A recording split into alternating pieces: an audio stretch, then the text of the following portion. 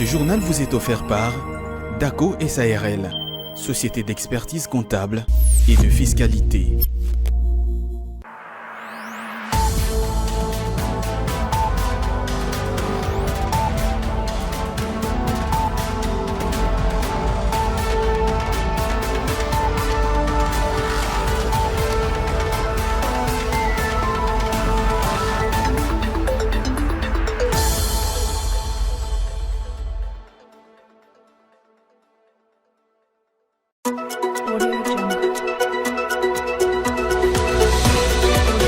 Le chef de service de l'IGF, Jules Alinguete, a été reçu le jeudi 21 mars par Simon Kimbangu Kiangani, chef spirituel et représentant légal de l'église kimbanguiste. La hiérarchie de cette confession religieuse a exprimé au super flic des finances publiques ses vives félicitations au regard du travail qu'abat son institution.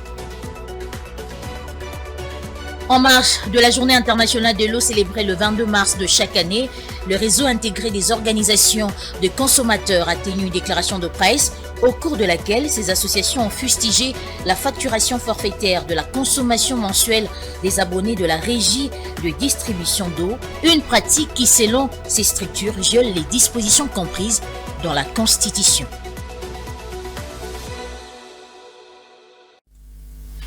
Merci de nous avoir choisis pour vous informer, mesdames et messieurs, bienvenue à tous. Les instructions relatives aux routes prioritaires à construire dans le cadre du programme sino-congolais ont été données par le président de la République, Félix-Antoine Tshisekedi Tshilombo, responsable de l'agence nationale chargée du pilotage et du suivi des conventions signées entre la République démocratique du Congo et des partenaires privés au cours d'une audience le jeudi à la Cité de l'Union africaine à Kinshasa. Les détails de Tony Antoine Dibendila rendus par Philo Chiloba. D'après le directeur général de l'agence de pilotage, des coordinations et des suivis des conventions de collaboration signées entre la RDC et le partenariat privé APCS, le chef de l'État tient à ce que le programme sino-congolais se focalise essentiellement à la construction de routes nationales. En outre, le directeur général de la PCSC a précisé que plusieurs autres projets d'infrastructure sont déjà planifiés pour le compte du programme général de son agence en dehors de la convention sino-congolaise. Nous sommes donc venus recevoir les instructions de son Excellence Monsieur le Président de la République pour qu'il nous donne ses priorités. Et nous avons assimilé ces priorités-là que nous allons bientôt traduire en programme. Les priorités par rapport au programme, ce sont les routes. Les routes nationales font vraiment la préoccupation, l'objet de la préoccupation du chef de l'État.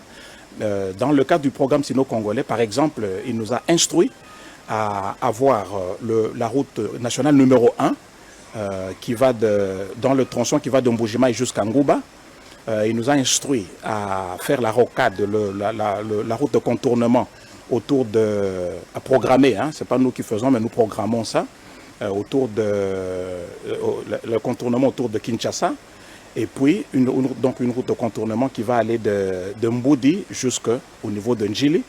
Et puis il nous a aussi instruit à ne pas oublier l'axe Kalambambouji-Kananga, qui est très utile pour le développement du centre de la République, pour ne parler que de ces projets-là. Mais les grandes lignes, les grandes priorités essentiellement, dans le cadre du programme sino-congolais, ce sont ces routes nationales. Et dans le programme plus vaste de l'APCSC, c'est les routes nationales, les projets de fourniture en électricité, des projets d'acquisition d'un satellite d'information, un satellite de communication, je voulais dire, et plusieurs autres projets. Ces instructions du président de la République interviennent au lendemain de la signature, il y a une semaine, du 5e avenant de la collaboration sino-congolaise en matière d'exploitation minière et de construction des infrastructures. Une enveloppe d'environ 7 milliards de dollars américains, étalée sur 5 ans, a été affectée à la construction de plus de 5000 km de routes. Les avancées et les défis du programme de désarmement, démobilisation, relèvement communautaire et stabilisation dirigé par le coordonnateur national Abbé Jean Bosco Bahala ont été au centre d'une conférence de presse organisée dans la soirée du jeudi 21 mars 2024 à Kinshasa par le ministère de la Communication avec pour objet l'état d'avancement, défis et perspectives de ce programme. Dans ce mot introductif, l'abbé Jean Bosco Bahala a évoqué essentiellement les avancées et les buts du programme PDDRCS sur le plan économique et répond à la problématique des groupes armés. Le programme PDDRCS est d'abord un programme de stabilisation, un programme de paix, un programme de cohésion sociale qui a regroupé tous les anciens programmes. Le chef de l'État a voulu un programme national qui puisse s'occuper non seulement de la cohésion sociale, de la transformation des conflits, qui puisse s'occuper du dialogue intercommunautaire, qui puisse s'occuper de questions de désarmement, démobilisation et réinsertion économique et réinsertion dans la communauté et réintégration dans la communauté de ceux qui portaient les armes. Il a en outre fait savoir qu'il existe des structures qui s'occupent de la sensibilisation, de la communication des actions du dit programme. Il y a la question économique, parce que ce programme a aussi comme but de faire en sorte que là d'où sont venus les groupes armés, le développement revienne pour qu'ils puissent contribuer à la stabilisation. Et ce programme également s'occupe de la question justement du désarmement, du désengagement de tous ceux-là qui avaient porté les armes, de leur démobilisation réelle. Il s'est dénoté que le PDDRCS est un service public bénéficiant de l'autonomie financière placé sous la haute autorité du président de la République et mandaté pour mettre en œuvre les activités du DDRCS dans les zones d'accueil des ex-combattants démobilisés et réinsérés. Au cours de cette même conférence de presse, le coordonnateur national du programme de désarmement, démobilisation, relèvement communautaire et stabilisation, Abbé Jean Bosco Baala, a également évoqué les difficultés liées aux moyens financiers, non seulement pour l'exécution du cahier de charges du dit programme, mais aussi de la prise en charge des ex-combattants. On l'écoute. Tous ceux-là qui ont été peut-être engagés, tous ceux qui ont été... on ne pouvait pas... Ils n'étaient pas inscrits dans un organigramme qui était bien précis. Et donc il y a eu des gens qui étaient engagés et qui n'ont pas... alors que le budget n'était pas encore fait. Et donc ces questions-là, nous sommes en train de les résoudre aujourd'hui. Nous avons fait une mission d'état des lieux. Nous avons pu faire le constat de ce qui a été fait. Et ce problème aujourd'hui est en voie de résolution. La problématique de la prise en charge est aussi une question des compatriotes qui semble difficile à gérer pour le moment. Difficile à gérer pourquoi? Parce que au début, qu'est-ce qui s'était passé? On mettait des gens dans des camps de regroupement. Bien-être des armées. On les nourrissait là-bas. C'est ce que nous sommes en train de changer aujourd'hui dans le programme. On mettait des gens dans des camps de regroupement et on les faisait durer là-bas. Le programme ne prévoit pas de laisser les gens plus de 45 jours dans un camp, n'est-ce pas? Et ils doivent, après 3 mois, passer à l'étape du relèvement du relèvement communautaire, c'est-à-dire de la réinsertion économique, dans leur réintégration dans leur communauté, pour qu'ils puissent participer au développement dans un projet relevant dans leur communauté. Et là, c'était peut-être cela qui a manqué, c'est qu'on a gardé des gens là-bas. On a commencé à les nourrir sans avoir les moyens de le faire. Il faut avoir beaucoup de moyens pour le faire. Et peut-être c'est cela que nous sommes en train de vouloir résoudre. Maintenant, le problème n'existe plus. Il n'y a plus de problème de prise en charge là-bas parce que nous avons pu trouver... Encouragement et félicitations à l'égard de l'inspection générale des finances au cœur des échanges entre le chef spirituel de l'église kimbanguiste Simo Kimbangu Kiangani et le chef de service de l'IGF Jules Alingué-Tekei lors de l'audience réservée à ce dernier le jeudi 21 mars au centre d'accueil kimbanguiste. Le représentant légal de l'église kimbanguiste a tenu personnellement à rencontrer Jules Alingué-Tekei. Betty Tanfoumou en parle dans ce commentaire. Le travail CABA, l'inspection générale de finances, a eu de l'écho positif aux oreilles du représentant légal de l'église kimbanguiste, d'où ce dernier a tenu personnellement de rencontrer Jules Alingué-Tekei pour le féliciter pour ce travail combien louable sous la roulette du président de la République Félix Antoine Tshisekedi et lui promettre de son soutien indéfectible. Il a tenu à nous dire qu'il soutient fermement le travail de l'inspection générale des finances à côté du chef de l'État parce qu'il considère que c'est ce travail qui va faire à ce que la République démocratique du Congo entre dans la promesse et la prophétie de Papa Simon Kimbangu, à savoir le Congo deviendra un grand pays au monde, un grand pays en Afrique. Après un long partage avec le guide spirituel et le chef de service de l'UGF, la délégation conduite par Jules Alinguete a quitté les auspices du centre d'accueil Kimbangiste avec les encouragements et bénédictions de Papa Simon Kimbangu Kiangani, qui est convaincu du travail de l'inspection générale de finances et les a appelés à demeurer dans cet élan pour un Congo nouveau. Les réformes mises en place dans le secteur de la santé et la prise en charge coûteuse des épidémies pour la RDC étaient entre autres au cœur d'une journée scientifique organisée ce vendredi à l'Institut national de recherche biomédicale avec comme thème « Mesures préventives et surveillance épidémiologique dans le secteur de la santé ».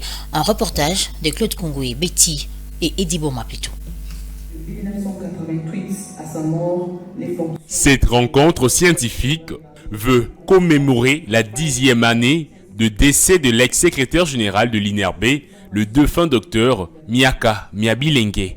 Elle a connu la participation de plusieurs professeurs d'université, docteurs et cadres de l'INRB.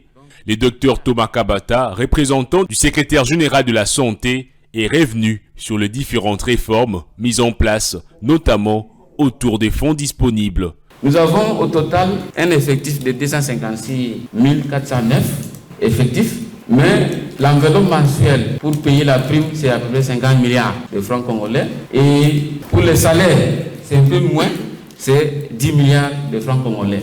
Mais sur les 256 000 effectifs, vous avez un peu plus de la moitié non payés pour les primes. Quant au professeur Pascal Lutumba, il a exposé autour de la stratégie de lutte contre la trypanosomiase en RDC, le progrès réalisé et les perspectives, rappelant que le gouvernement congolais s'est vraiment investi, y compris financièrement, pour son éradication. Le fait qu'un patient doit payer pour consulter constitue déjà un obstacle à l'utilisation des soins de santé. Alors les barrières géographiques, c'est que il y a cette distance à parcourir pour atteindre le centre de santé et il y a des obstacles naturels qui favorisent la faible utilisation des services. Plus la distance à parcourir est grande et moins la personne est motivée. Il y a donc des coûts liés au déplacement, à la fatigue, au temps perdu, au manque à gagner. Une rencontre scientifique sanctionnée par un cocktail et une messe d'action de grâce à la paroisse Sainte-Anne en mémoire de l'illustre disparu. En vue d'améliorer l'accès aux produits et services financiers ainsi que leur usage par la majorité de la population et des entreprises, le gouvernement congolais s'est doté en 2023 d'une stratégie nationale d'inclusion financière. De l'avis de l'analyste économique Paul Ouecho, à ce jour, l'inclusion financière en milieu rural fait face à plusieurs défis dont le manque des entreprises bancaires dans les zones dites rurales. On l'écoute. Quand on parle de l'inclusion financière, c'est le taux de participation des populations à l'accès des services financiers de base. Le défi majeur que nous avons pour l'inclusion financière dans les milieux ruraux, c'est le problème d'abord d'analphabétisme.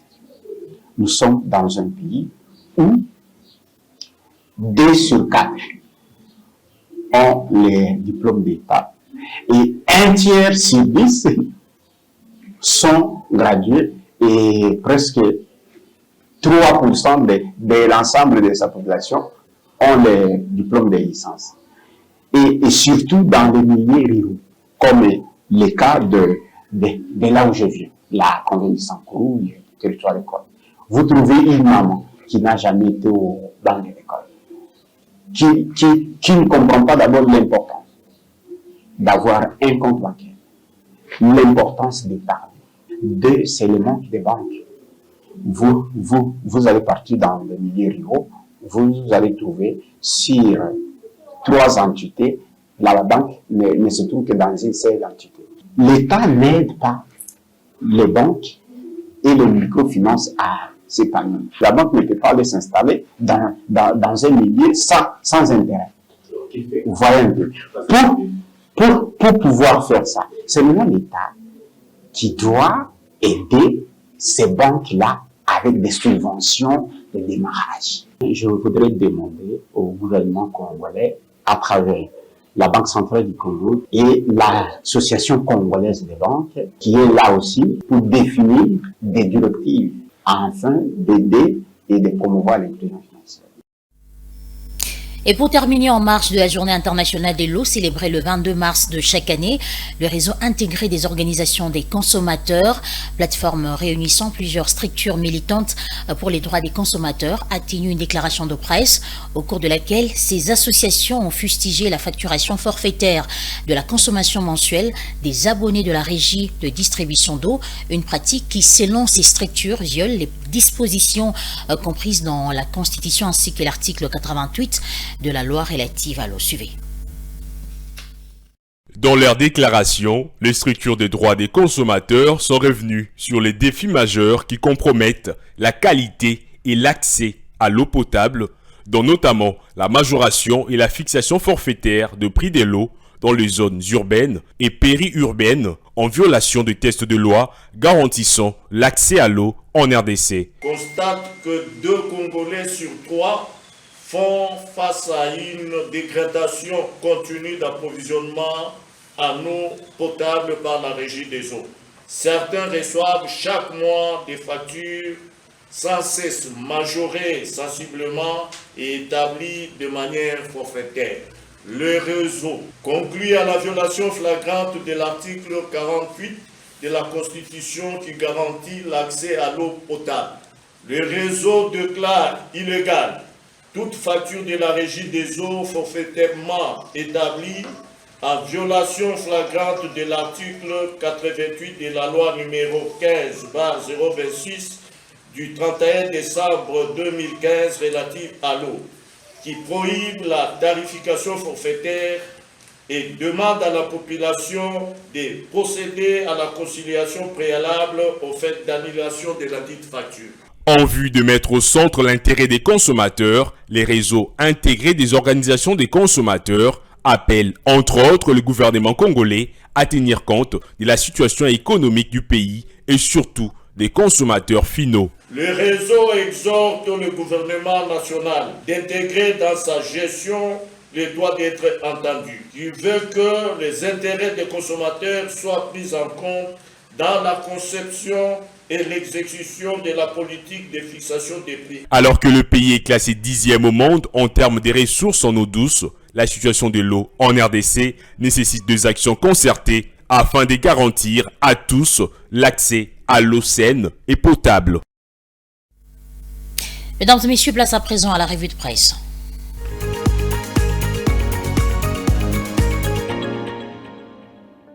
Mesdames, Messieurs, bonsoir et bienvenue dans cette revue de presse économique.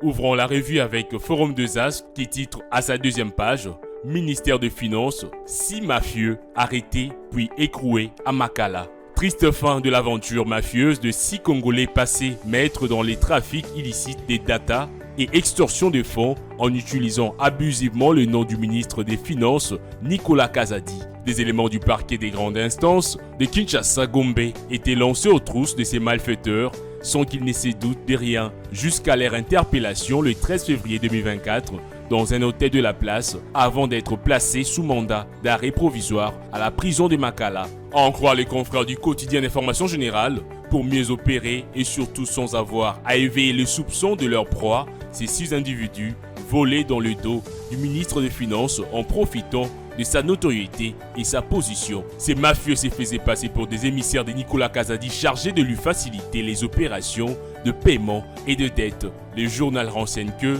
selon les sources proches du dossier, l'enquête avait été lancée 2 semaines plus tôt et a abouti à l'interpellation de ces escrocs le 13 février par les éléments du parquet des grandes instances de Kinshasa Gombe. Ces derniers leur avaient tendu un piège qui s'était refermé sur eux dans un chic hôtel au centre des affaires à la Gombe. Triste fin, conclut Forum des As. Poursuivons cette revue de presse avec les quotidiens qui rapportent dans sa 5e page l'ambassadeur suisse chez Jules Alinguete. L'inspecteur général de finances, chef de service, Jules Alinguete, a échangé au courant de la semaine avec l'ambassadeur suisse en RDC, Jasper Sarotte. C'est dans le cadre de l'implémentation de la bonne gouvernance que le diplomate de la Suisse s'est amené chez les gendarmes financiers congolais. Les confrères enseignent que ces derniers a montré à son hôte le défi que doit relever sa structure, notamment ses missions de bonne gouvernance, occasion pour les deux personnalités de partager leurs expériences respectives en matière de la bonne gouvernance et aussi de trouver des pistes de solutions pour une collaboration dans la lutte contre la mauvaise gestion des deniers publics. À en croire le journal Les Quotidiens, leurs échanges étaient axés sur des questions liées à la lutte contre la corruption, basées sur les méthodes qu'emploie l'IGF dans l'exécution des tâches qui lui sont dévolues. Il faut dire qu'au cours de cette entrevue, Jules Alinguete a fait part du fonctionnement du contrôle des finances publiques auquel il s'attelle au quotidien, conclut le tabloïd. Fin de cette revue de presse. À tous et à toutes, merci de l'avoir suivi.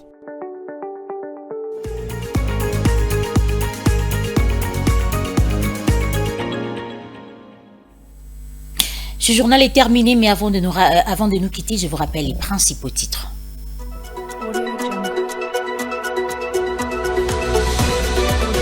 Le chef de service de l'IGF, Jules Alinguete, a été reçu le jeudi 21 mars par Simon Kimbangu Kiangani, chef spirituel et représentant légal de l'église kimbanguiste.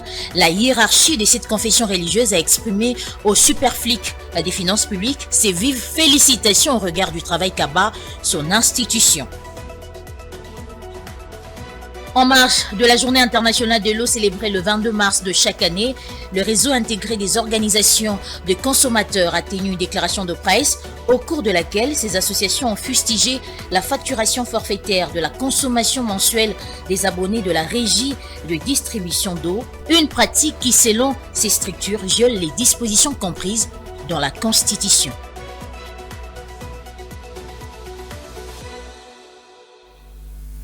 Et voilà, c'est la fin complète de cette session d'information, mesdames et messieurs. Merci à vous de l'avoir suivi. Bonne suite des programmes sur Ecofin Télévision. Au revoir.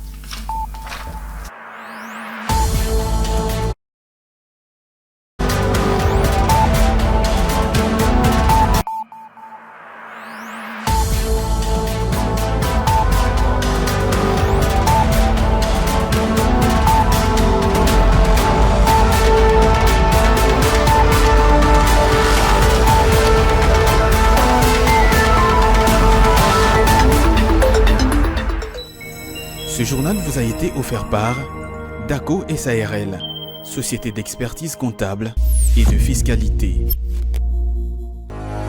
Dans une sphère médiatique, essentiellement tournée vers des contenus généralistes, où l'originalité n'a plus sa place au chapitre, où le secteur de l'économie et finance, pourtant poumon d'un État, sombre dans les oubliettes, voici enfin Ecofin Télévision. Économie et finance télévision, votre chaîne thématique essentiellement économique, vous offre un contenu original. Nous traitons des questions monétaires, commerciales, énergétiques, minières, pétrolières et environnementales. Notre créneau, vous proposer des informations, des analyses, des perspectives et prévisions économiques. Ecofin Télévision vous permet également de comprendre la coopération entre les États et les institutions, sans oublier l'épineuse question de la dette. Ecofin Télévision, tout savoir sur les investissements, les échanges commerciaux, la balance commerciale et la balance des paiements, le taux d'échange, l'état des lieux de la lutte contre les détournements des finances publiques, la coopération bilatérale ou multilatérale. Ecofin Télévision vous explique comment l'économie nationale est directement liée à l'économie mondiale. Notre particularité fait notre originalité. C'est pourquoi nous disons Ecofin Télévision, mieux que savoir sur l'économie et finance, comprendre.